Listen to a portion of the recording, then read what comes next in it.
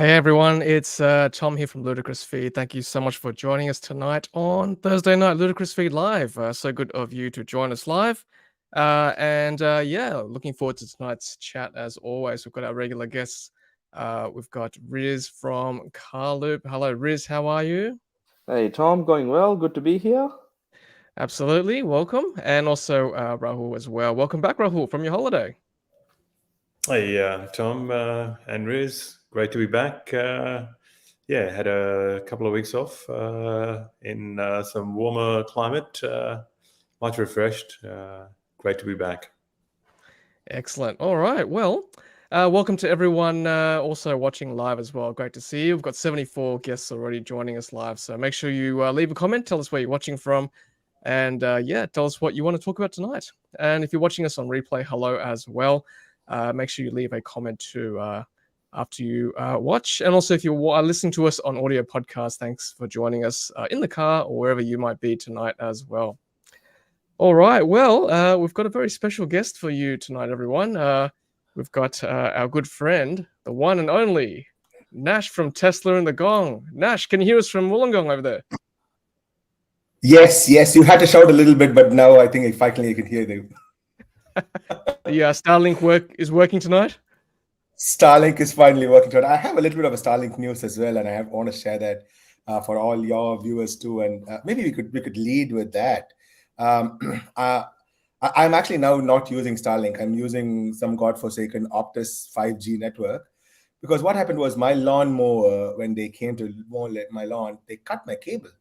And I have the Starlink Gen 1, isn't it? So I was trying to buy a replacement cable, completely my fault. And so I was trying to buy the replacement cable, and the Gen 1 cables are no longer available on Starlink website. So I texted them, and they were super kind. And one of our good mates, Dinesh, he's probably on the streams today. So he told me that just text Starlink, and they sent me a Gen 2 for free. They sent me the entire setup of the Gen 2 Starlink with the dish, the cable, the sky mount, the roof mount, the whole things. They sent for free. Very kind of Starlink. So yeah, so that's my Starlink news for the morning, I think. Wow, thanks, Nash. That's what happens when you're Elon's best friend. You get free goodies like that. Well done. I wish I can say that, but I think I'm on Elon's naughty book already. Oh, not at all, Riz. We'll get through. Riz recently just came back from the US. We'll talk to. Nash just came back from the US. We'll talk to Nash all about his trip in California. So we'll touch on that very shortly. But I just wanted to shout out to It Drives, who just pledged $3.99 for the channel. So thank you very much, It Drives. Thank you very much. And I want to say hello to some members who've just joined as well. So we'll put on Kenny. Hello, Kenny. Nice to see you there. Peter, as always. Hello, Peter. Good of you to join us. And who else have we got here as our members? We've got plenty of people who are saying hello. Nice of you to say hello there. And yeah, Robin Jules went to see Dolphin at Indooroopilly on Saturday in Brisbane. Yeah, Jules loves it. And apparently it's coming to Sydney very shortly too. So, and I think Riz wrote an article for The Driven. It's in Melbourne as well. So we'll touch on that shortly as well. And yes, hello to everyone watching too. Nice of you to join us. Oh, and Sensei. Hey, Sensei. Sensei's just given us $2 as well. Nash, what was it like meeting Chauncey in Compton, LA? I wish I did, but yeah. But I must say, overall, the LA experience was very good. I did not expect it to turn out so well. Because I didn't plan everything. I did have a few plans. I wanted to drive the Plaid Model X because I know that I'm never going to get it here in Australia. So I wanted to do that. But it was an added bonus that the person who rented the car said, I have FSD. Do you want to do the FSD? I'm like, oh, yes, please. So that was an added bonus. And I was definitely going to hire the Rivian R1T, and I did an extensive review because we took it into the desert from Las Vegas. So that was really good. I did have the Ford F-150 Lightning on hire and Lucid Air on hire. Both of them got cancelled at the last moment. The Lucid Air, they couldn't figure out what happened to the BMS because they went to the Lucid showroom for some repairs or some upgrades or something like that, and they couldn't figure out what was happening with the BMS, so they had to cancel. The Ford F-150 Lightning guy had a family emergency, so he had to cancel. Otherwise, I would have had those two. I would have driven and done an extensive trip on them as well. But I'm glad I was able to do as much as I could do. Yeah, maybe next time, Nash. But yeah, thank you very much for all your reviews as well on Twitter, Twitter and X Twitter and YouTube as well. So appreciate that. We'll touch on your experience in one segment. I just want to say hello as well to Kevin, who's just joined from Lakeland, Florida. Hello. And Tassie EV2, hello there. Please hit the like button as well. Yes, thank you for that. And yes, Jez says, was disappointed you didn't get more of a starring role, Riz, in the drive to Canberra. Tom was a bit of a camera hog. I apologize for that. But I want to thank Riz for holding the camera all the way through. So thanks, Riz, for that. That was an awesome video. Awesome video, that one. Thanks, Nash. Okay, well, Nash, take it away. Well, what happened in California? Like, can you share with us, or what happens in California stays in California? No. I definitely can share. In fact, I can actually share my Las Vegas experience as well, as much as it's a Sin City. So first of all, I went to California and I had to go to the Peterson Museum. So for people who do not know, the Peterson Automated Museum is where Tesla has, exactly, that's the one. Yeah, Tesla has something called Inside Tesla, which is like a experience which sort of rotates every year, I believe. So this year they had it there. And we could see all of Tesla's from the humble beginnings, from their Roadster Gen 1, and how they went on to build the prototype of the Model S, all the way up to the Cybertruck. And the Cybertruck was the pride of place, you see. And that was my first live live YouTube video as well. I was there. It was so majestic, and I said I should do a live straight away. I didn't have any I didn't prepare for it. I was worried if the internet will stop or not, but it was really good. And I'll tell you one thing: for people who have not seen the Cybertruck in person, I don't think they can judge the size and the beauty of the car. I know it's a little bit of an acquired taste, that vehicle or the truck. We call it Ute, so let's stick to Ute. But it is an absolutely gorgeous vehicle. The way they've engineered that as a single piece of stainless steel bent into shape, forming those angular lines, it has something to it. And as I was going through the rest of the trip, so I can sort of give a bird's eye view, because I did go see the F-150 Lightning. I did an extensive review of the Rivian. I did go see the other trucks as well. And that's when I realized that chalk and cheese, the Cybertruck is a different beast, a different class of vehicle all to itself. And for people who want to compare the two, I think they're really missing the point of the Cybertruck. It is a futuristic vehicle, which is unlike anything else that people have seen. The clearance was different. The way it was positioned was different, and it is a huge vehicle and that is why I made another video recently talking about the tiny frunk. Folks were complaining about the tiny frunk. Bending one single sheet of metal to form the frunk is not an easy task. It looks distinctly like it jumped off from a science fiction book or a science fiction anime, actually, more than a movie. I think that vehicle, if I really hope it does, and if it comes here to Australia, it will do brilliantly well. For all those who think that the Cybertruck has a small frunk, today I think I did a three-way comparison, no audio, just video, of the bed or the box of the Cybertruck and the Rivian R1T and the Ford F-150 Lightning.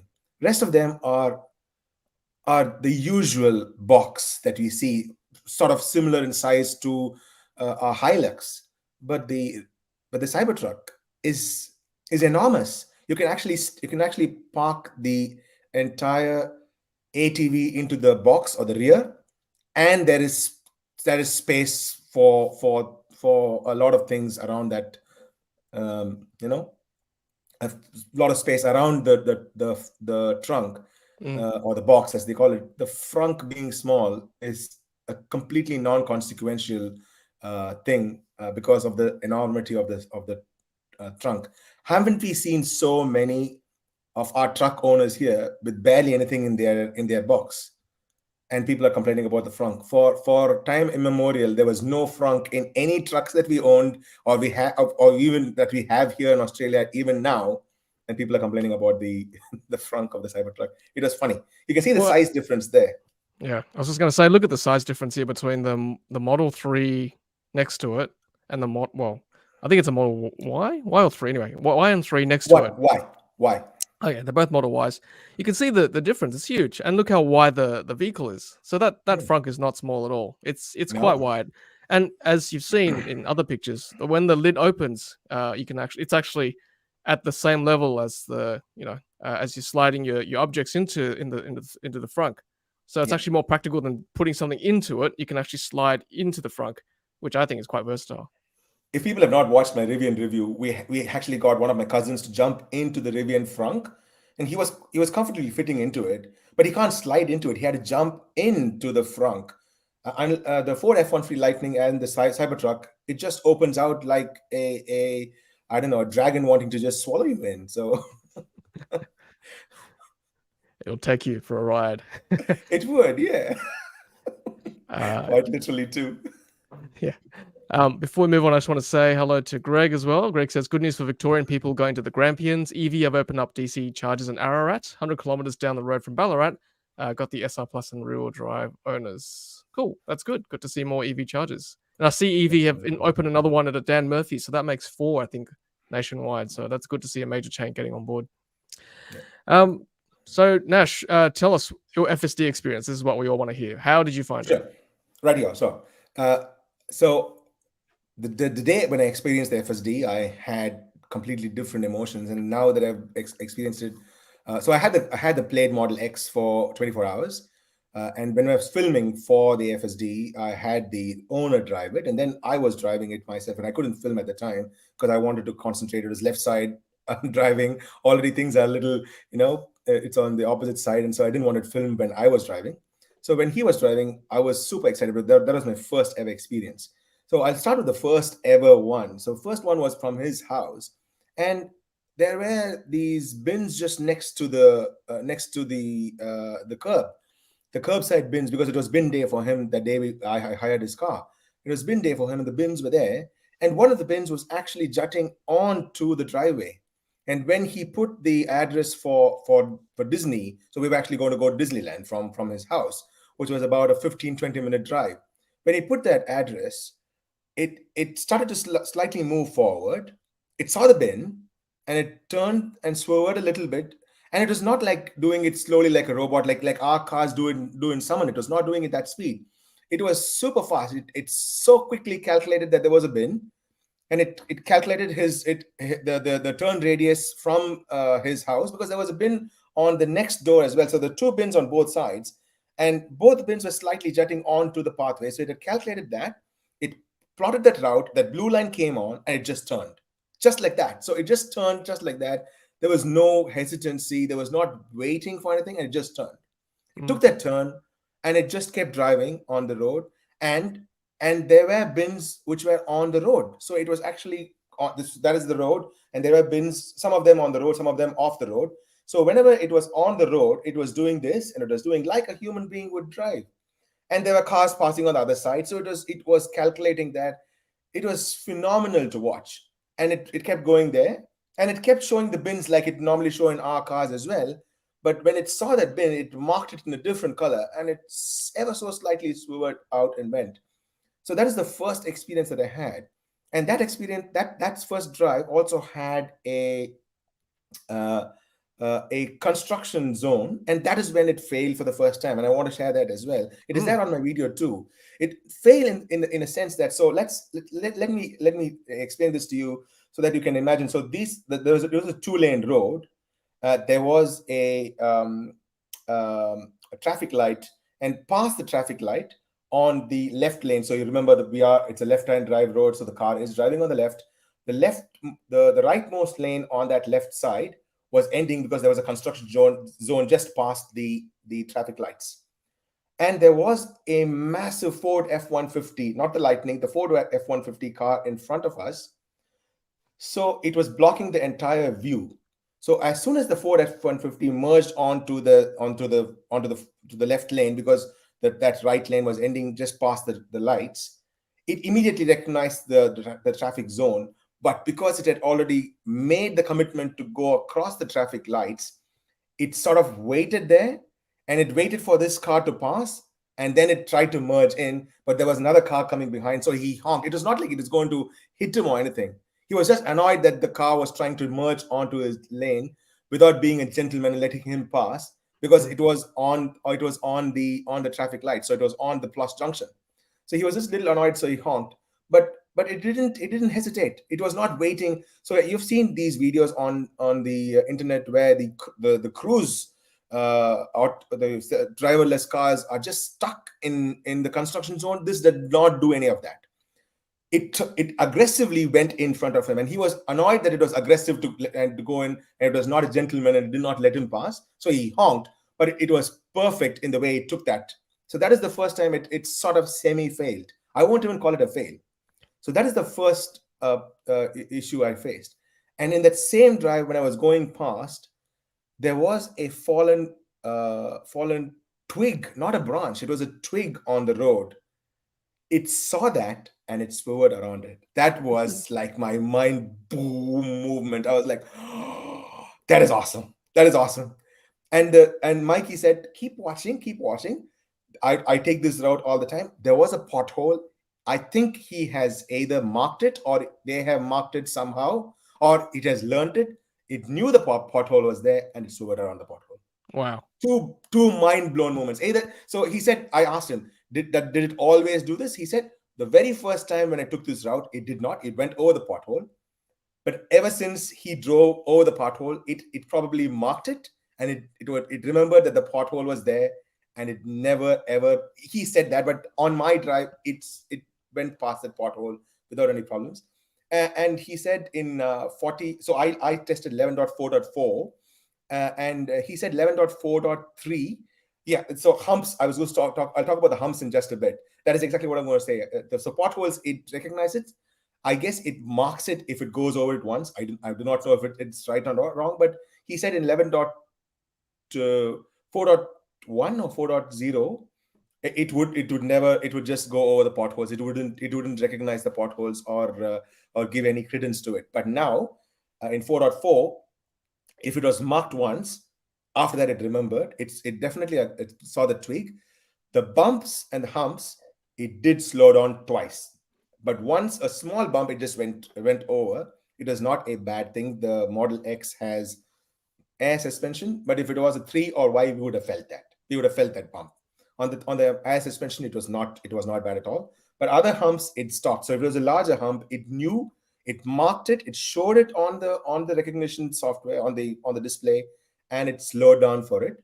But there was once when the hump was there, and there was a guy who was sort of tailing the car. It went over the hump. Maybe it didn't want to slow down and get into trouble. It is super intelligent, mate. I am mind blown. One of the first times when I felt like, okay, I'm a Tesla investor. I know what I put this money into. This is what I put this money into, because this is out of the world. Yeah, and very good. And in this round, because I just wanted to explain this one last thing. Sure. There was a so he was saying keep clear sign. It never used to pay heed to the keep clear sign till now, and I have not tested this. Let's test this. So we went specifically to go to Disneyland in a different route where there were multiple keep clear signs, and it stopped at the keep clear. It stopped before the keep clear sign. Really cool. It is very impressive. Yeah, very impressive. Amazing. Now, how do you respond to this, Nash? Someone saying, I'm still not sold on the camera only aspect of FSD. Were you confident enough in the car with knowing it's just camera only? 100%. I agree with this. I agree with Zubnik's. My car that I hired had ultrasonics in it. The ultrasonics play a huge part. I will not deny that at all. I will not deny that. Mikey as well. He said he had the FSD on his Model 3, which was vision only, and it was not as good as the Plaid. The Plaid has ultrasonics, and so it does play a part. In fact, in hardware 4, you can't have FSD. FSD does not work in hardware 4. Okay. Thoughts on this one? How did it handle roundabouts? Did you come across any? Yes, I did come across 2 roundabouts, and I'll say this, and I'll add one more comment on the end. It handled the roundabouts brilliantly, but the roundabouts in the US are massive roundabouts. But there was one instance where it should have taken the inner lane because it was going to go and take the exit out of that side. It entered into the outer lane, and then it tried to merge back into the inner lane. There was no car behind, so it was able to take that merge. But if it was us, we would have gotten a hoon tag right away. So the roundabouts there are much larger, so it has enough time to negotiate and take that inner circle. But in our case, our roundabouts are much smaller. We should have taken the inner lane straight away because we're going to take the exit out. So we just reverse that in our context. Let's say we're going to take the third exit out. We should have taken the inner lane, isn't it? It took the outer lane and it tried to come into the inner lane. Their roundabouts had the tolerance level to let it go into the inner lane, and there was no car behind. In our roundabouts, we would have gotten a hoon honk for sure. There's no doubt about that. So the roundabouts are still not in the 100%. It's still in the nemesis category. And roundabouts is sort of, I was just going to say what Greg says. Roundabouts are a new thing in the US. I'll just add one more thing because that'll add context to this. They have their traffic lights perfectly matched. So every single traffic light has a stop, amber, and go, and it has the direction. But we have traffic light clusters. I don't think it'll do very well with traffic. It doesn't do very well with traffic light clusters at this time because there was a traffic light cluster when we entered into Disneyland. So they had a Disneyland traffic light cluster, and it did not do well there. Interesting. Now, I know in the US, because I've driven there a few times, they do love their 4-way stop signs. And it makes sense to them because whoever's first gets to go first, right? So it's next in the queue. In Australia, it's not so common, 4-way stop sign. But, I guess I do have something. Probably more programmed in their system, having a 4-way stop sign. If you see a car first, they're next, and so on. So, Nash, you experienced that as well? Yes, I did. That was a great question. So I did experience that, and Tesla failed that experiment. So that there are 2 cars on each side, and there's a traffic light on each side. Green, 1 car on green is their policy.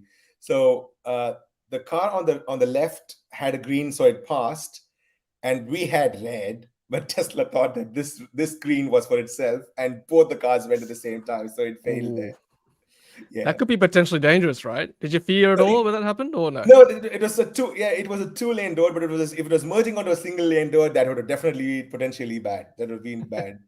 Even in my video, I had commented. I said, "Bad Tesla, bad Tesla." I made the comment on my video as well. Yeah. Greg says 4-way stop signs feel like Russian roulette. Yeah, I kind of agree. But if you know the system, then it makes sense. You just got to know who got there first, right? Yeah, it's like going to a barber. You're next. You know the queue in front of you. Anything else, Nash, in that FSD experience? Yes. Yep. So there was one where it took a loop exit. That was amazing. I was blown away. So imagine scenario. There is a loop exit right here, just past. So we were talking about the keep clear sign. So there's a keep clear sign, and the car is waiting. Immediately after, it has to take the right, and then immediately after, there's a loop turn that's coming to exit the bridge.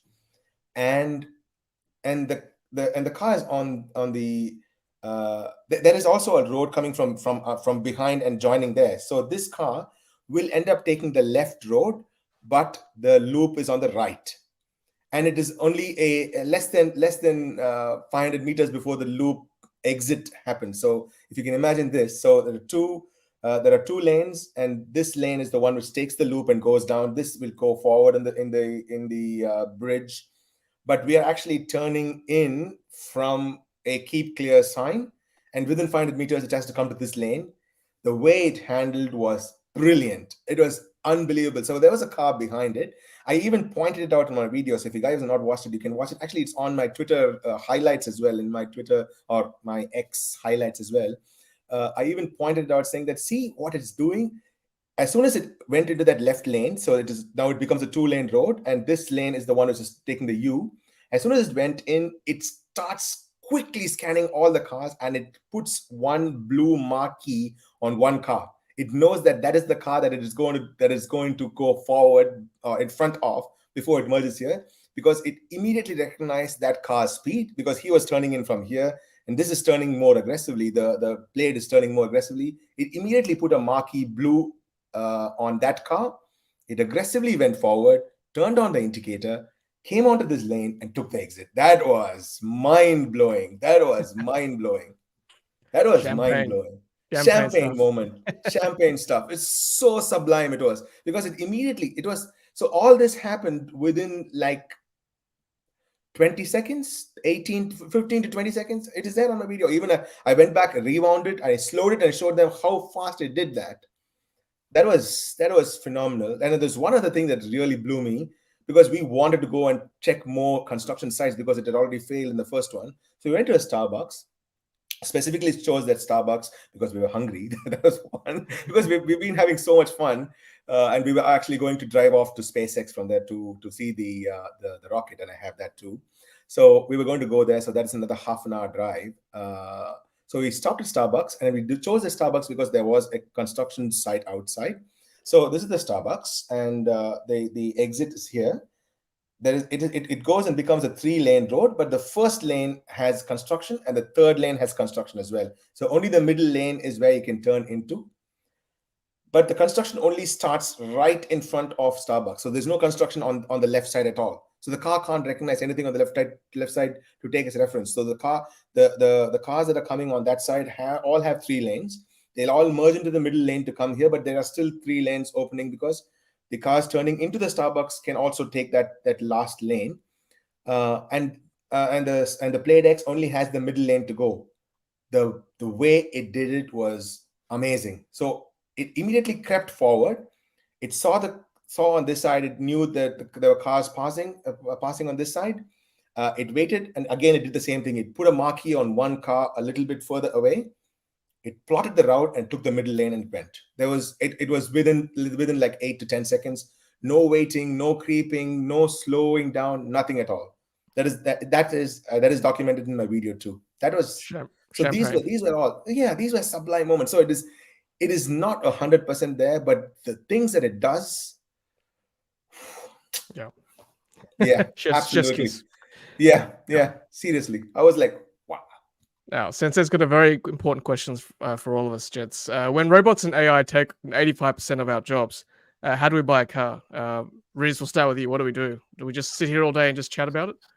Well, we could either chat about it, or we know the main man that has been to the US and that knows what the future looks like. We don't buy cars, we rent cars.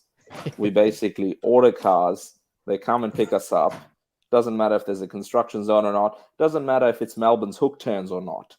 It comes and picks us up, takes us around, and it's transport as a service. That's where it goes. Yeah. Riz, you said it perfectly, man. And you actually put the right context there. Before I went there, I would have said FSD will not handle the hook turn. But after it took that U-loop, it was very much like a hook turn.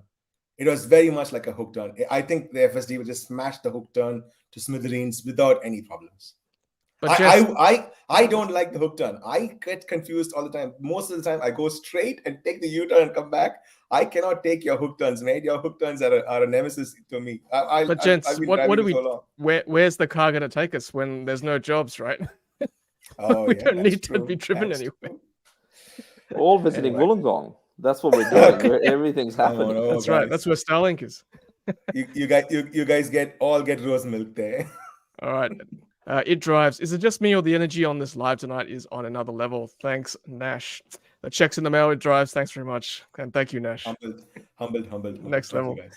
All right. Peter says, I've just re-exed you a photo of a Cruise self-driving car bogged in wet concrete. Let's have a look at this. Yes. All right. So here we go. This is we'll just put this on. This is not good. So this is a Cruise self-driving car bogged in concrete. I saw a few cruises. I have a couple of videos on it looks hideous. 2, I don't think they have it figured. Not like the way Tesla has. That is the That's the honest truth. Yeah, this one was. I saw this. Yeah, That's nasty. it is nasty. That wasn't Jim Farley driving it, was it? On his trip across the US?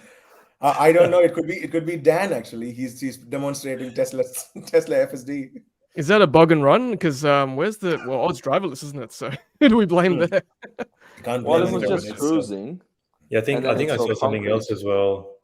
Sorry to interrupt quickly, but yeah, I saw something else as well. Not cruise, but Waymo. I think stuck in San Fran with you know, I think some sort of software glitch or whatever, and you could just see all the cars with the Waymo. Like Robotaxis or whatever, just stuck, literally stopped in the middle of the street with the hazard lights on. Yeah, that's hilarious. Yeah. Greg's got a question. Comment. FSD seems cool, but what happens to rental cars? For example, Hertz, Sixt, etc. They don't even offer premium connectivity, which is a pain in the ass as it does not show you traffic, etc. That's a good point, actually. Yes. Thoughts? I have to think about this. Yeah, that's true. Yeah, I think that's obviously I think comes down to the agreement that the rental car agencies are going to have with the manufacturers, and you know, not being able to or not wanting to enable that features, I guess, from a distraction perspective, from an insurance perspective, from an accident perspective, to keep it just very sort of minimal, and you know, obviously just to make sure that the cars are available, I guess, because if you had all those features, people are just going to rent those cars forever and not return them, are they? Yeah, maybe, I don't know. And also keeping costs down as well, I guess. If you're going to enable all those features, you're going to have to pay for them as well. Okay, I'll tell you this. I rent my Tesla through ev.com.au, and full disclosure, I am an investor as well in ev.com.au. I have had all of my cars with FSD, with premium connectivity. I do not have any problems. People are not stupid. They're not stupid. They really do. They really do understand the technology very well, or they just don't use it. If they're new people who do not want to use it, they say no, we don't want to use it. We're not very upset about it. I've been renting it for over 2.5 years. In fact, just last Sunday, I went to Canberra to exchange my SR Plus for my LR. My LR is now in Canberra. It has FSD too. People have used it diligently. I don't think it's too big an issue. Sixt and Hertz can give, at the very least, premium connectivity. There we go. Sixt, Scotty's saying Sixt in Australia gives premium connectivity. Oh, they do? So Okay. That's good. Thanks, Scotty. Sensei saying, let's do FSD carpool to Centrelink in 2031. Lock it in. Thank you, Sensei. Or carpool Uber share or whatever it is called back in 2020. Oh, and Scotty says Robotaxi 6 don't allow access to the app though. That's a shame. Yes, I mean, that's a shame. Yeah. I mean, the Tesla experience is the app. That's what separates it from the other vehicles, right? It's a shame, real shame. I mean, that's the one thing about, you know, like a company like Sixt or Hertz versus like Nash's car on a car sharing platform. That sort of intimate experience is not there because the rental guys may not have the education to be able to pass on, add you as a driver, whatever it might be. Whereas Nash could easily add you as a driver, right, Nash? If you rent it to someone.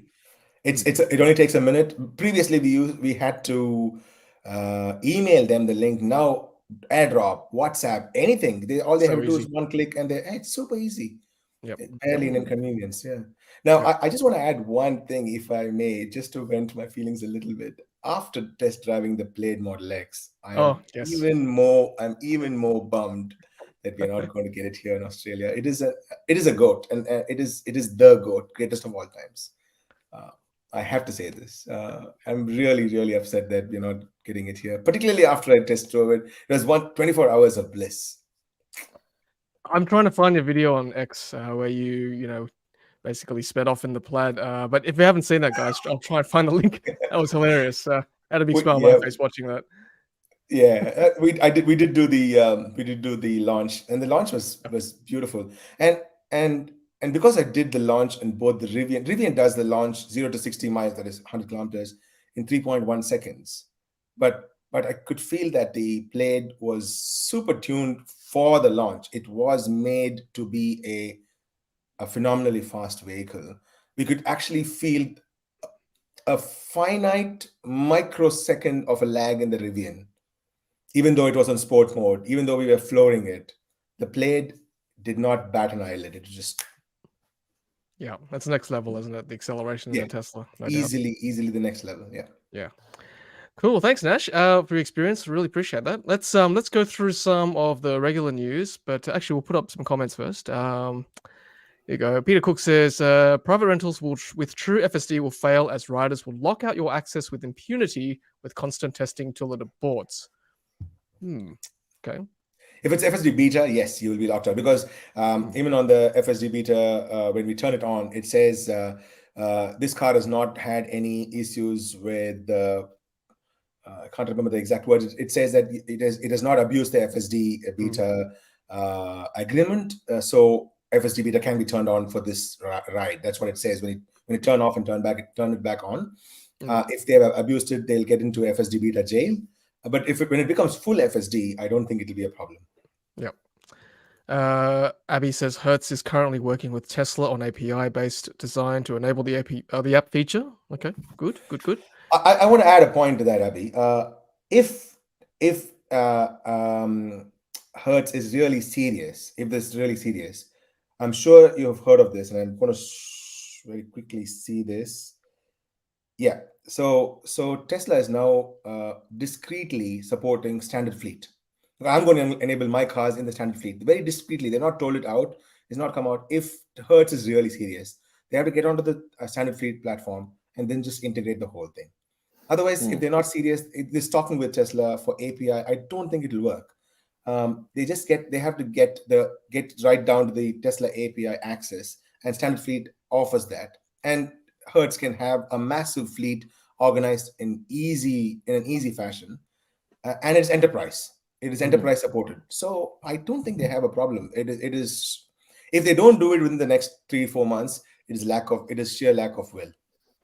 I mean, I've used another third-party company like Omigo that was just testing their product. They basically allow you to hire, like a EV or a Tesla inside like your apartment building or your office building. It's like very close network, but they have access to the Tesla API in their app. So you just need the Omigo app. So I'm sure like Hertz can probably do something similar where they have a Hertz app with the Tesla API integrated, as you mentioned. Easy. Yep, can be done. Let's keep going with the comments. So yes, a good point here. Charged pixels with the price drop in China. Do you guys think it'll come to Australia? Will the prices drop in Australia? Riz, what do you think? I think there's different moving parts in China at the moment. The economy there is not doing as well, particularly at the buoyant levels that it was at. And, it makes sense for Tesla to sell as many cars as possible there because they make them there and there's no transport. So, transporting not as long as they are to international markets. And China is a huge market for Tesla, particularly we've been talking about FSD with the good things that are starting to happen in China around Tesla developing their own team and having their FSD sort of research team based out of Shanghai. I think they just want to sell and get as many cars out as possible.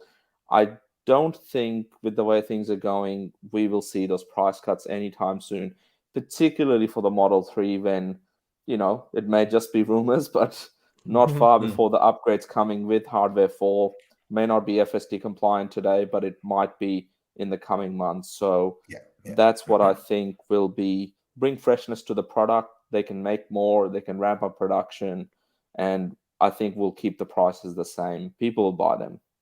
Okay. Well, Riz has got the crystal ball, so we'll trust Riz. And today, I think Ray had just tweeted like an hour ago that they're starting to take. I did tag you as well, Tom. They are starting to take deposits on the refreshed Model 3 in China. So the specs are not out yet, but it's very clearly said that it is a refreshed. But I don't know if it's a good source though. I was going to say that's very unusual to take a deposit and not directly from Tesla. That doesn't seem right to me. Is that reliable? Not too long ago, Tesla took reservations on a car they never revealed. Right. They did not even reveal to the world, and they took money for it. And they have taken money for a few other cars as well, which they never brought to us. Well, Nash, we know you're still waiting on your Founders Edition for the Roadster. Oh, no. And they did take pretty much $175,000 for that. Yes. That's true. Now, I want to share this X here.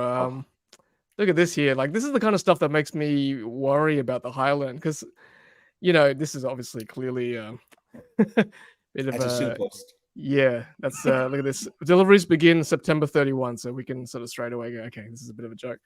But there's a lot of stuff with the internet at the moment. What can we believe? Like, apparently the production has started already midway through August. I mean, I think Chris Singh was the person. Is he a reliable source?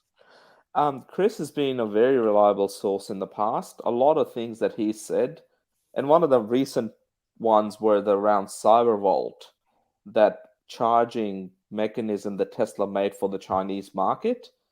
He had a picture of that when Tesla was talking about releasing or doing it in a couple of days' time. Previously, he has spoken about even things like getting rid of the wood grain trim from the Model 3. If you look at the Cybertruck's interior, there is no wood grain trim. It's all that microfiber sort of Alcantara type of a dash. That's the design language that Tesla is going for. So, and now there's other accounts where one of them, I can't remember the exact X account name, but they're getting parts. Oh, like I know that. Xiaomi T or something. I have it. Yeah, like real he's headlights good. and It's good. it's dashboards. Like they're looking pretty legit with everything we've heard. I don't think it's far, but I guess until it's real, until Tesla unveils it on their configurator, as they famously do, I guess we won't know. But 2 weeks, we'll know in 2 weeks.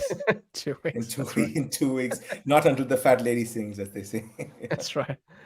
Let's put some more comments up. We go, Sixt has free Tesla supercharging in Australia. Thank you, Scotty, for confirming that. I didn't know that. Okay, I didn't know that. Okay. Yep. Sixt has a policy of returning the car at whatever percentage you like with no penalty. That's true. We had a Atto 3 recently from Sixt, and they said, yep, thank you for returning it. That's all. No need to have full tank as you do with a nice car. Okay. Deliveries begin on 32nd of March 2024 in Australia for Sensei. Thank you. That sounds legit. Oh, Peter says speculation that the Cattle or CATL MP or Model 3 performance batteries will be sodium ion. Wow, okay, not LMFP. Yeah, I mean, I saw that on Warren's post, but I don't know because they only revealed the battery yesterday or less than 12 hours ago. I don't know. Just a quick one, Nash, on a slightly side note. We know your mission to the US was very important. A lot of things were discussed with yourself and Elon. No. And, you're supposed to be supporting us here in Australia, but it looks like you went there and you gave the US Tesla fans a bit of a gift. Because after your visit and your return, Tesla quietly and surprisingly announced the standard range variants of both the Model S and the Model X. Yes. Now, we know you have played a role in that. I have very strong thoughts about that, if I may. Okay. First and foremost, even before Sawyer had said that Tesla has confirmed that this is a software locked battery, I was actually halfway through making my video saying that I am absolutely certain that this is a software locked car. Software locked car, because everything else about the car is exactly the same, like ditto. There's no difference in anything except that it is a lower range and it's $10,000 lower. And my speculation is, hear me out and don't at me for this. I am still a Tesla fan. I think this S and X has slowed down the US. And that is why we had an $8,000 drop like 3-4 months ago. And now they brought this in as a software lock and they made it into a $10,000 lesser car. And some people are asking me, and I'm sure you guys had this question as well, why would Tesla do that? Isn't Tesla battery constrained? Yes, Tesla is battery constrained, but remember the S and X has 18650 batteries or 1865 batteries, and Panasonic they have a 50-50 deal with Panasonic, and they are churning out 1865 batteries, And it's the 1865 batteries that are going into the S and X, not the 2170s, not the 4680s. So the 1865 batteries are not constrained. So they have more than enough surplus to throw it in.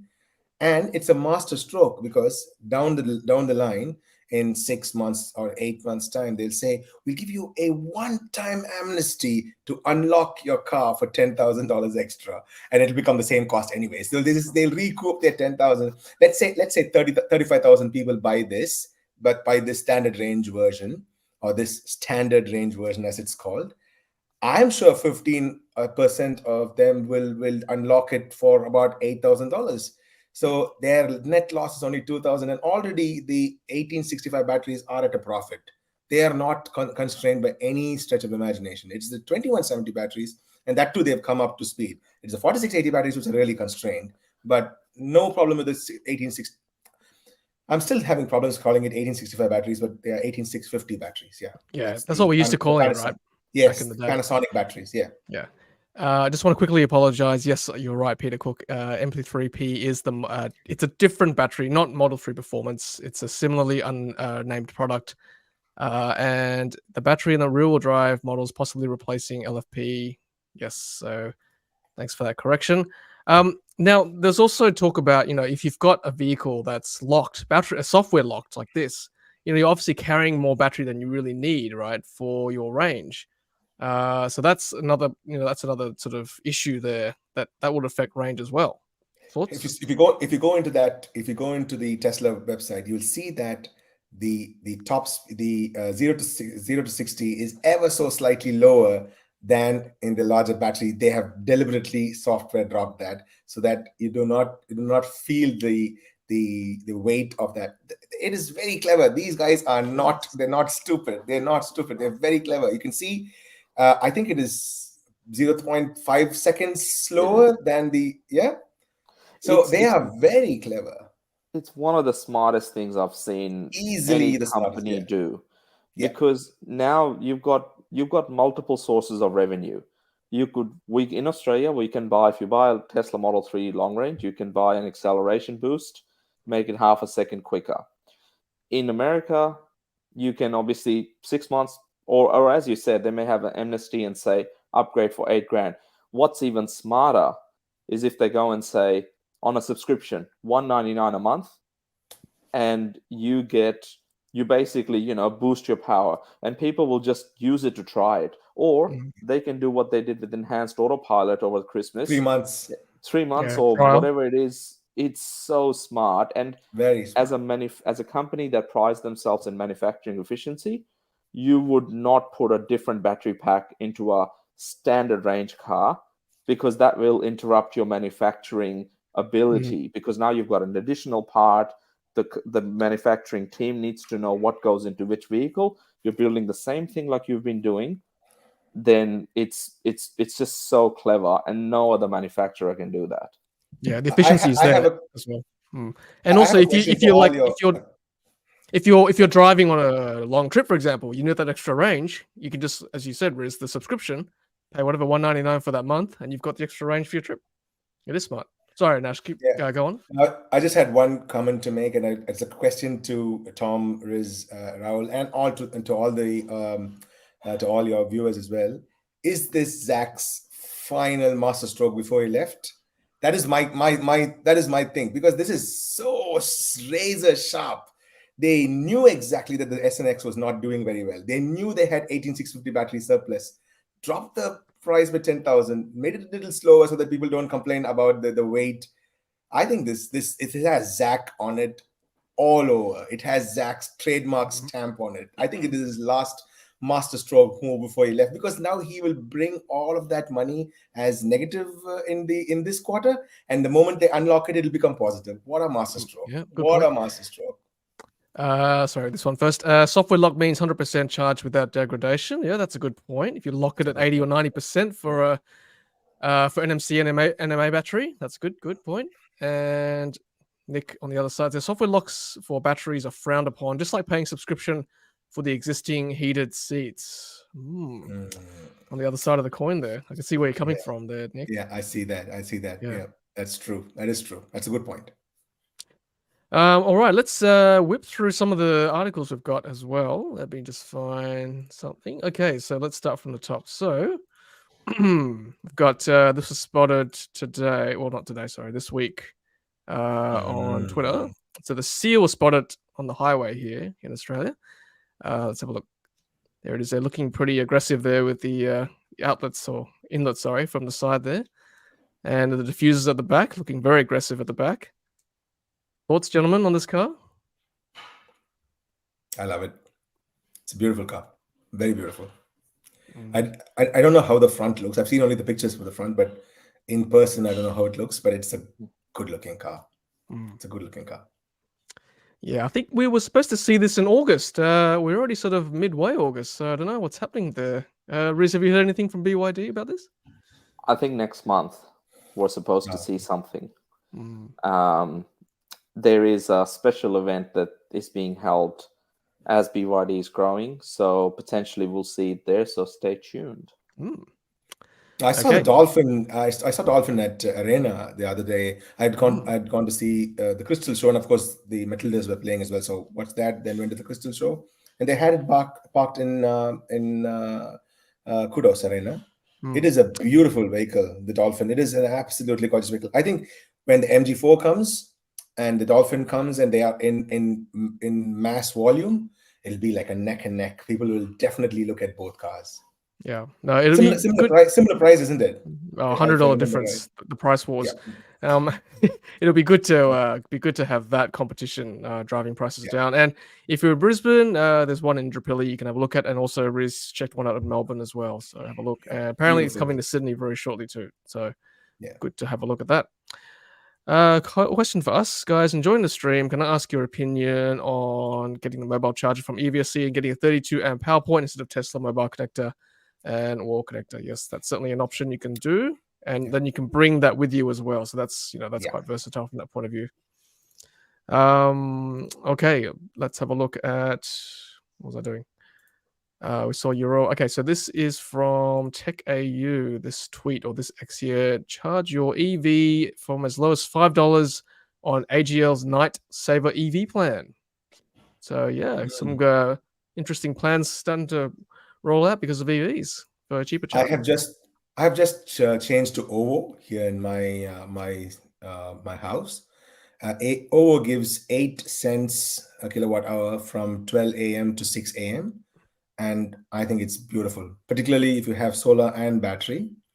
And their feed-in tariff was reasonably better than other places. And OVO belongs to, I think they're part owned by AGL as well.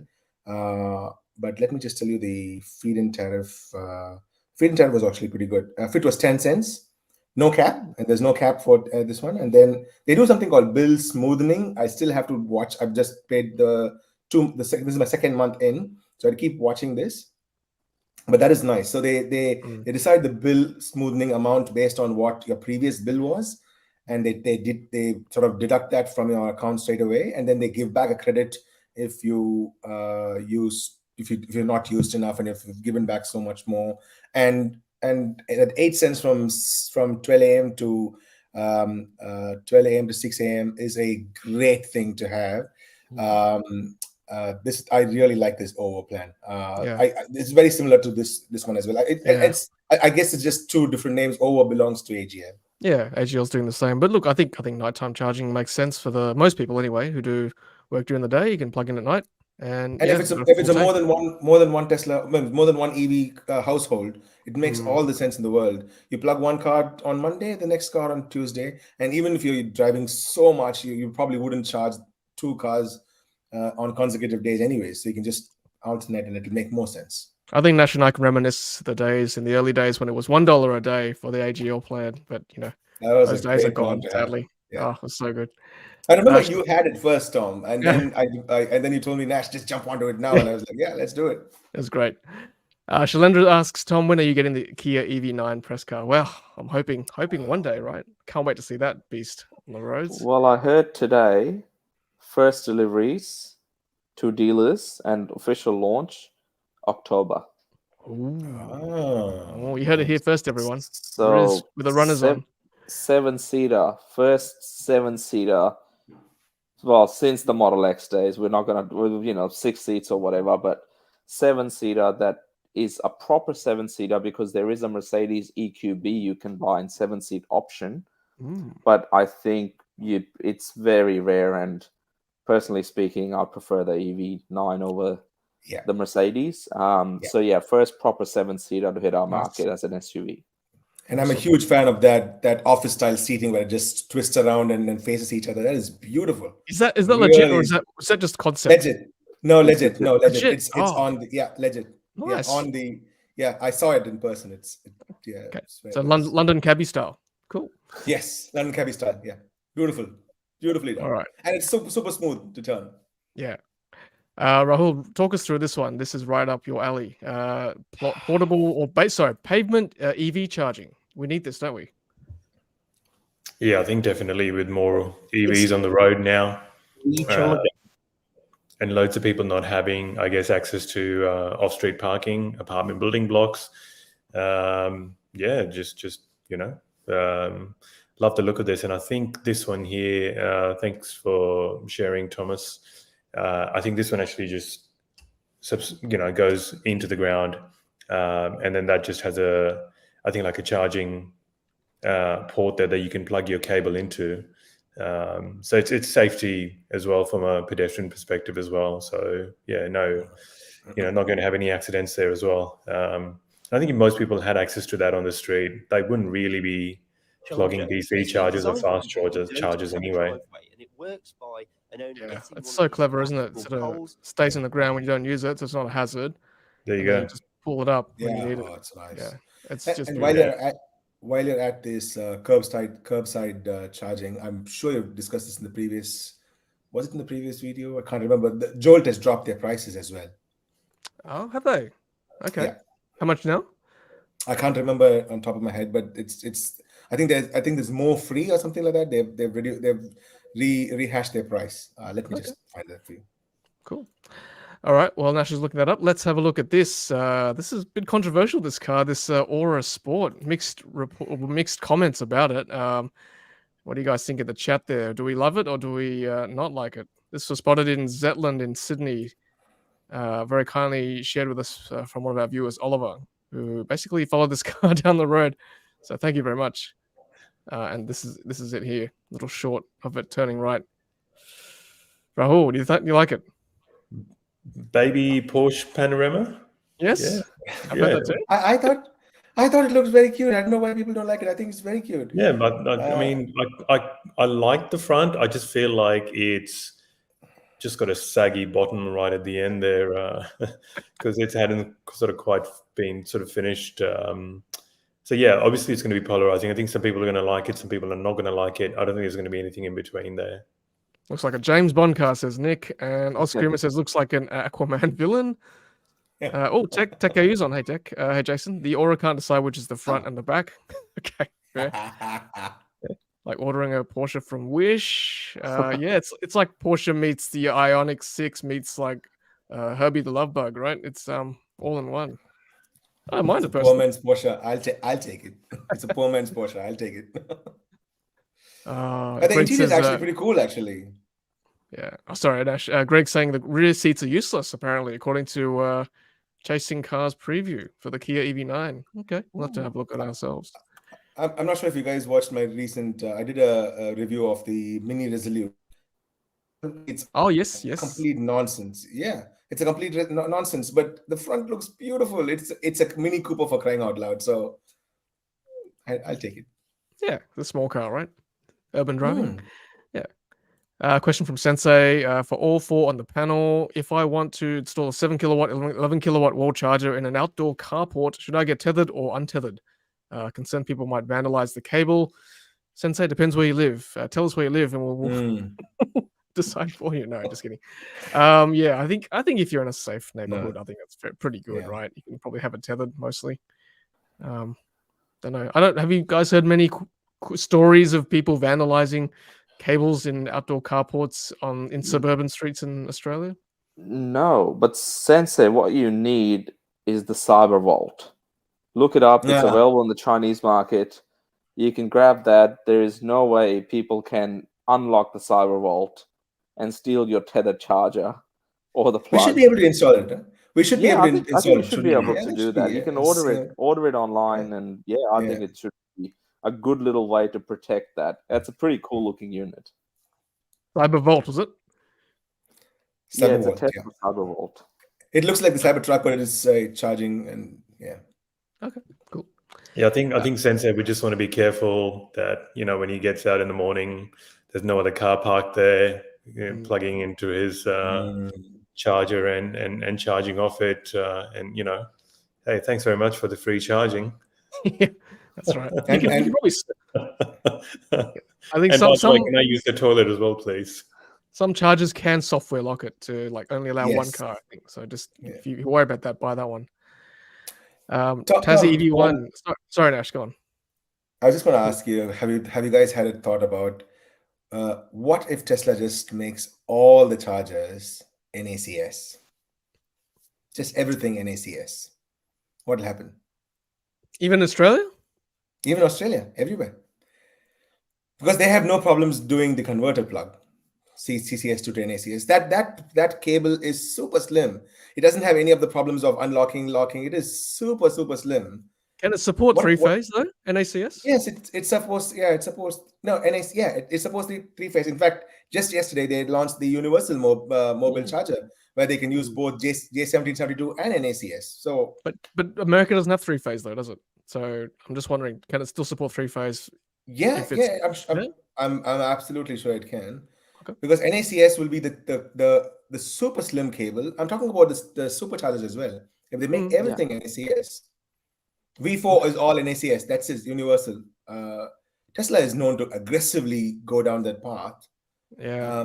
I know. It's called North American Charging Standards. Yes, that's true. But what if they just go down the path of making all of 4 into?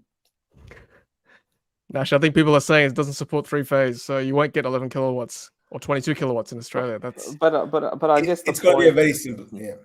Like even the superchargers will have that, because that's what they have over there already, right? It can support all different sorts of power outputs. I guess just a plug, right? But in terms of, I think the question is mainly around the ergonomics of the plug, and if they do decide to do that, I'll buy an adapter. Yeah, same.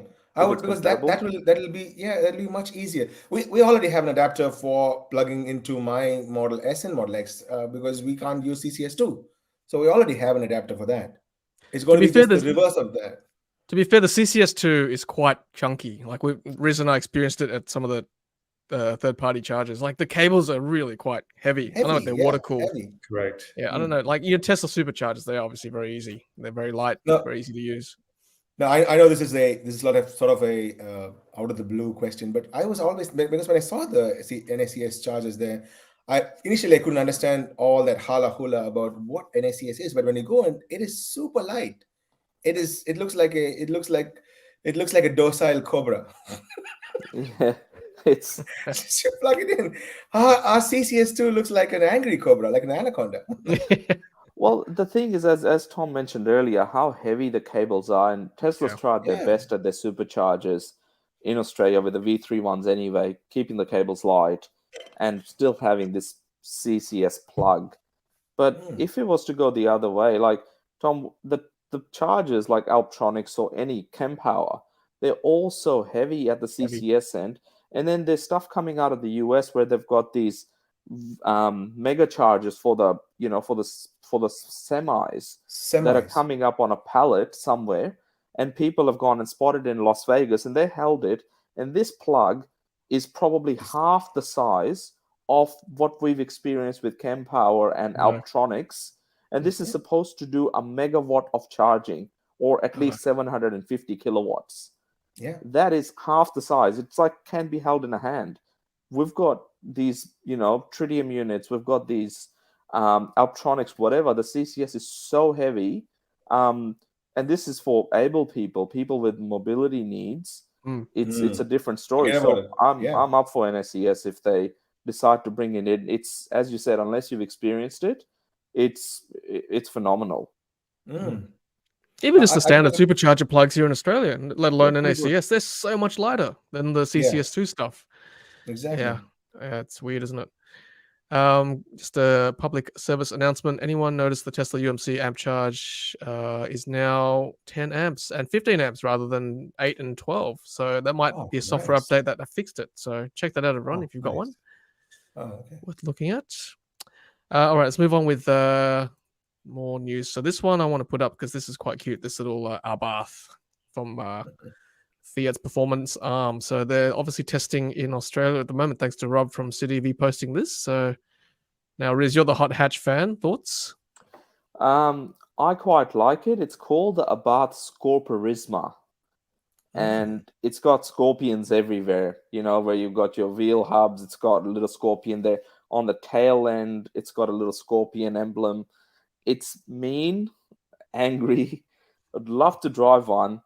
But apparently, Fiat or Abarth have spent 7,000 hours fine-tuning the artificial noise it makes. So that would be the most exciting part about the car. Okay. Yeah, but I like the car. It looks cute. I like it too. Yeah, I think Rahul, you shared a Instagram reel about the noise. I don't think I can have the sound, unfortunately, but yeah, just Google that, everyone. The Abarth noise. It's quite amusing to have a look at that. All right, next one is this one. So Mercedes Benz CLA spotted as entry-level EV. There you go, in camo. Yeah. So good to see Mercedes jumping on there. And is that a Cybertruck? Yeah. It's hard to tell, right? Yeah. Could be an F-150 Lightning wrapped up as a Mercedes. Yes. Could be anything, really. No. Okay, now this one is cool. So this is the Cybertruck, speaking of. Check this out, everyone. Just watch till the end. I'll give it away if you haven't seen it yet. It's so nimble. This is sped up 1.5 times. Still, watch this. Ooh. Wow. Look at that U-turn. Seriously. For people who own the RC version of the Cybertruck, they will recognize that the RC version turns exactly like this, just like that. The rear wheel turn. Look at just watch that back left wheel. Like it just turns on a dime. Yeah. Oh my goodness. Look at that. Wow. That's insane. Rear wheel turn. Oh, insane. Totally insane. I love how, despite the dimensions, obviously it's a big truck, how zippy it is. And that turning circle radius is crazy. I don't know how they've done it. Obviously they're making them because, multiple sightings of Cybertrucks across the US. I think 6 or 9 were spotted in a car park the other day as well. But once Say Monroe Live get their hands on these cars and look at how they're manufactured, there's some amazing architecture going into this to make this work. It's brilliant. Yeah, I can't wait for him to tear it down for us. That'd be so good. And we just have to point that out as well. There was a Model Y turning as well. Both of them have marks of the wiper, and you can see that it is almost the same. People are just worried about the large wiper, but I don't think there's anything to be worried about. You can see that it looks exactly the same, except that this one is a massive windshield, and the windshield just keeps going on and on and on. Yep. Peter says Cybertruck is rear wheel steering. Yeah, beautiful for tight turns, just like that. Exactly. I have to do a 3-point turn on my Y at a U-turn near my home. Yeah, just for that purpose. I have to pull down the house when I get my Cybertruck. It's either the Cybertruck or the house. I have to decide between the two. Sorry, family. Truck comes first.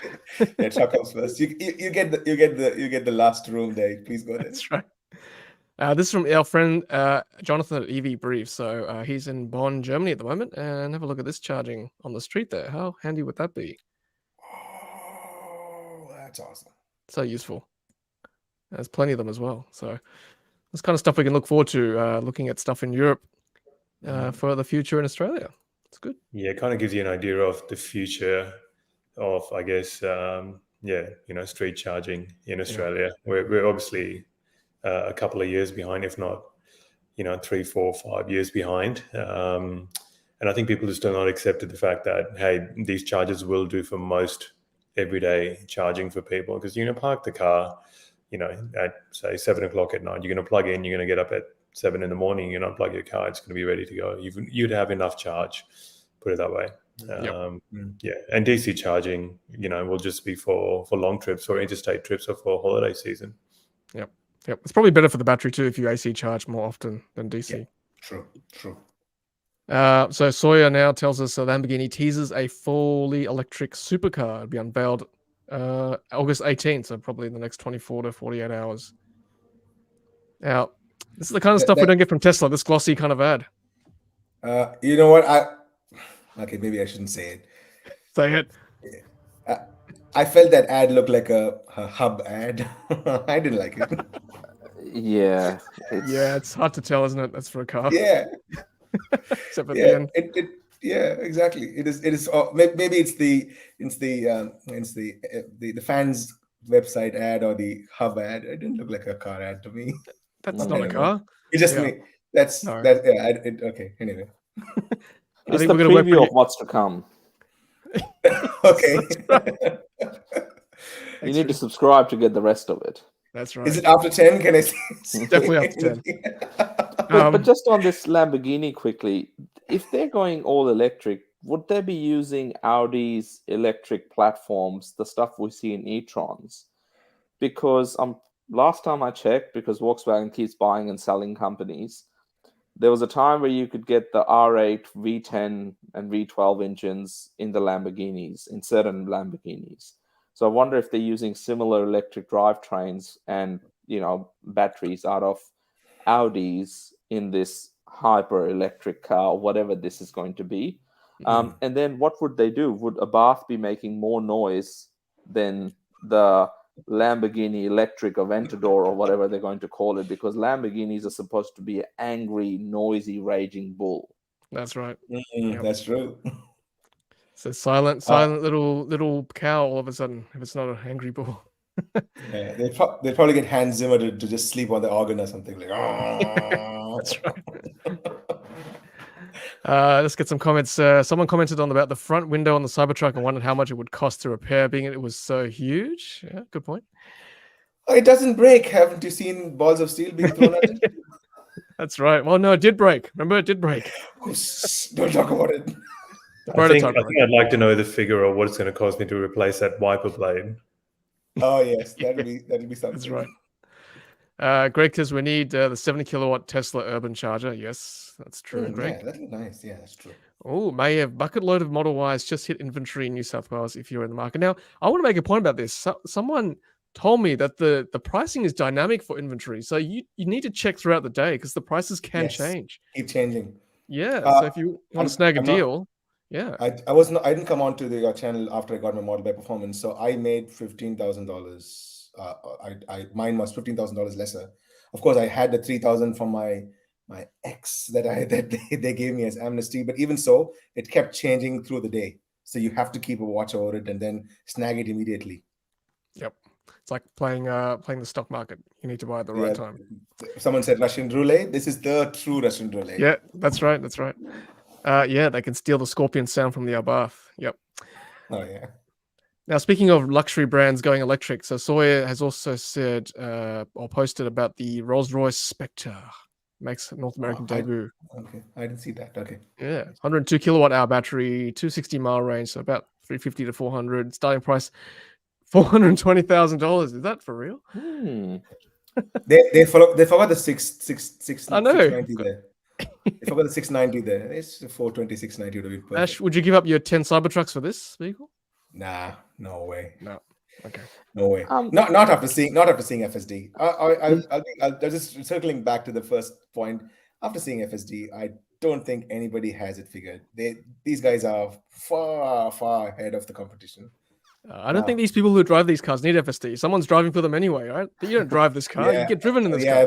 Yes, that's probably true. Riz, you going to say something? No. I mean, even these cars, right?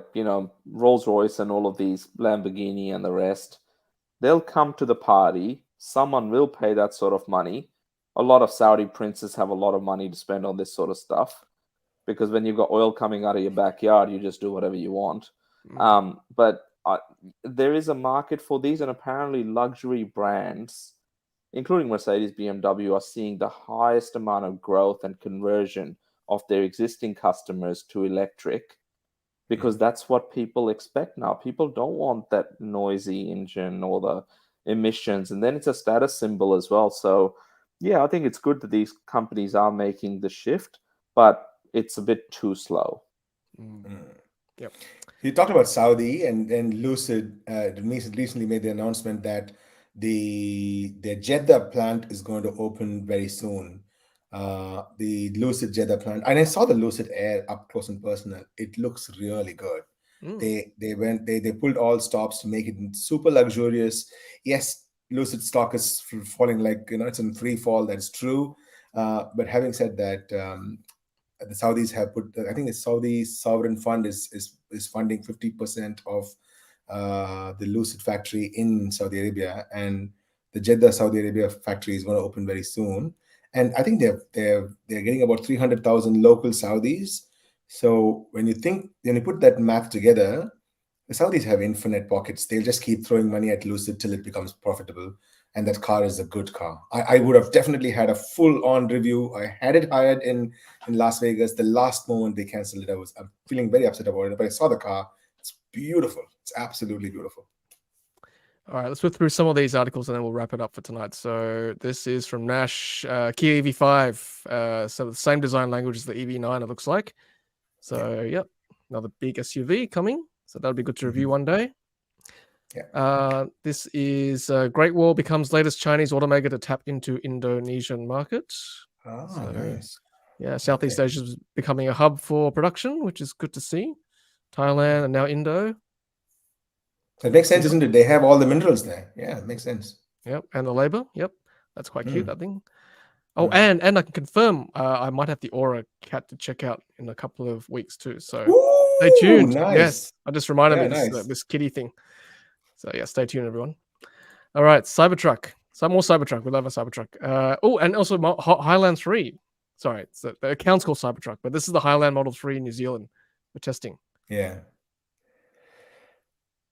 I think that the Highland lights. Model 3, Highland Model 3 look very beautiful. The diffuser lights looks very nice, and I think it's nice. Beautiful car. It'll be and because Shanghai is going to make it, we are definitely going to see it. And should we put our neck out and say Q4? We will see it. Q4, but although Europe's only getting it delivered Q1 next year, so you think we'll get it sooner? Europe, because Europe, sure. We have Shanghai.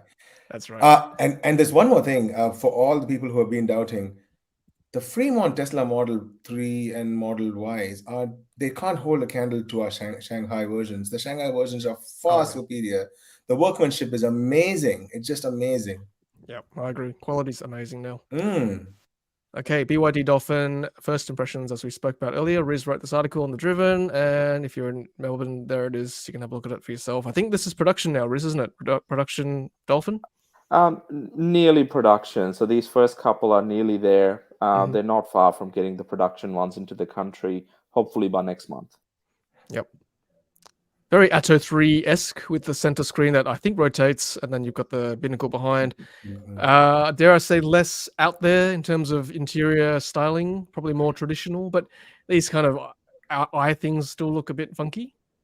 Yeah, I was going to say still kind of like same as the Atto 3, the funky styling in there, just toned down a little bit more, I guess, for the Dolphin. Yeah. Yep. I would have loved for the Auto 3's door handles to come in. There was the interior door handle. They look very beautiful. Yeah. This is very traditional. Yeah, looks nice, but that would have been superb. Yeah, that's the battleground. Dolphin versus MG4, definitely. Okay, so this was sent to me this week. The Ion Y, which I think is coming to Australia probably, is spotted in Thailand for testing. So this is kind of, I guess, sort of mid-size SUV, or maybe even smaller, mid-size SUV sized. Charging in Thailand there in the rain. There we go. Nice. Another affordable Chinese EV. Yeah. And finally, this is Australia's cheapest used electric car now, Riz, under $10,000. Now, I copped a bit of flack on X about this particular story, mainly because people think the next I'll be covering $1,000 go-karts, electric go-karts, which I will. If anyone wants to send me a couple, and I don't have to put my runners on, I will. But Mitsubishi Maevs, one of the original electric cars in the country, some of them are up for sale for under $10,000. Yes, they get 80 kilometers of range, which is roughly half of what they originally got. But you can rebuild that. The rest of the car is pretty good. And yeah, I think it's a good thing, because last year, about 8 months ago, the cheapest sort of electric cars were around 15 grand. So, these new MG4s and the Dolphins coming in and the subsidies are already having an impact on some of the, let's just say, older electric cars. So if you want a little run around, there is a couple up there for sale under 10 grand. And talking about old electric cars, I recently got a quote on my SR Plus with FSD. Tesla is offering $29,500 for that car. 2020 model? 2019 model. 19. Okay. 29,000. Okay. Bargain. Okay. Pretty good price for those buying. Yeah. And with Highland coming, it probably going to drop even more, isn't it? Could drop even further, yes. Yeah. And the car drives brilliantly. There's no problems at all. It still is as almost brand spanking new. Yep. Those bargains are coming. Okay, and finally, let's finish with this. So, article on The Driven: which Australian postcodes have the highest EV uptake? So there you go. Top LGAs for EV adoption. Again, it's a bit funny because these LGAs are not equal in distribution. As in, some are bigger LGAs than others. Like, for example, Brisbane is one big LGA compared to in Sydney, we've got like 20 plus. So just take these with a grain of salt. But obviously, Brisbane has the most number of EVs for their postcode or for their local government area. Bloody hell! When my 69 Cybertrucks come, Wollongong will be there. Wollongong. Where is that? Where's the gong? Nash will just skyrocket it by himself. Yeah. Well, we'll make it happen, Nash. This data is a little bit archaic, a bit old, because the way things are. This was a snapshot taken on 31st of January 2023, although the data has just been released. And just to put it into perspective, beginning of this year, we had around 70,000 electric cars on the road, and we're approaching 120,000 now, if not a little bit more. So a little bit older data, and the split seems a bit funny as well. As we discussed, LGAs are very different. I think looking at it postcode and then per capita would be the right way of looking at it, but that granular level of information currently is not available, but it may very soon be. So yeah, keep your eyes open, everyone. There may be stuff that we'll get a better snapshot of what's happening around the country. Yep, and we will definitely share that here on Ludicrous Feed Live if that comes to light. So wink, wink, it's coming. Stay tuned, everyone. Gents, I think we might call it a night. It's quite a long stream, but we could talk all night with Nash and everyone else here on the stream. So yeah, thanks so much everyone for joining us. And Nash, as always, great to have you as a guest on the show. Thank you so much. Oh, thank you very much, mate. And once again, I've said this before as well. What you guys do with the show is amazing. You bring so much of news, and there's still some entertainment, and it's lovely. I really am honored to be in this stream, and we'll do this more often. I still have a couple more cars that I haven't released. The VinFast. Oh, don't talk about this car. Okay. Yeah. Are you an investor? In VinFast, I wish, but because it went up like crazy. I don't know what's wrong with the market. Tesla comes out with some amazing vehicles, with Highlanders coming, and VinFast is doing like I don't know what is happening here. People are nuts. No, but I saw the car in person. The car looks good. It performs very badly. Yes, I've heard that as well. Do you think we'll come to Australia? VinFast? I think it will because I'm sure it will. They are doing some rapid expansion everywhere. I think they made their money with some other I don't know businesses. I'm not sure what businesses they have. VinFast, but it's a good looking vehicle. If but it just doesn't perform well. Mm. You floor it and it may move. Thanks, Nash. Thanks for what you do as well. And yeah, keep doing the good thing and keep fighting the good fight for EVs. Thank you, Riz, as always. Awesome. Good to have you on, Nash. Thanks, everyone, for joining us. And yeah, looking forward to all the exciting things that are to come. And thank you, Rahul. Welcome back as well from beautiful Bali. Welcome back home. Great to be back. I just want to quickly add also from my side, I've been driving EVs since 2019 with the Model 3. So now 4 years plus. Thanks to, Nash and you, Tom, absolute OGs in that EV world. And then for what you guys do, what most people don't know is obviously you both have other jobs, but the amount of passion that you guys have, the amount of hard work you do, the amount of appearances you make, live streams, videos, to educate, to inform the Australian EV community.